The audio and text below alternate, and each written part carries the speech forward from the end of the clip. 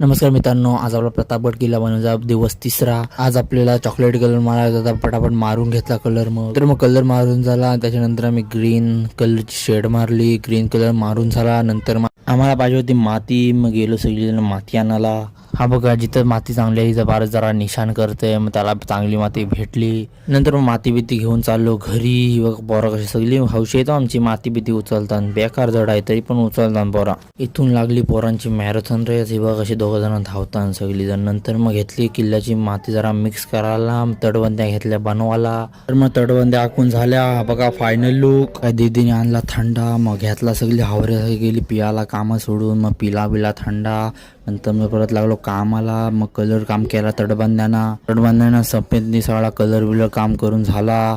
आपला किल्ला सगळा रेडी झालेल्या पद्धतशीर। बघा किल्ल्याचा फायनल लुक।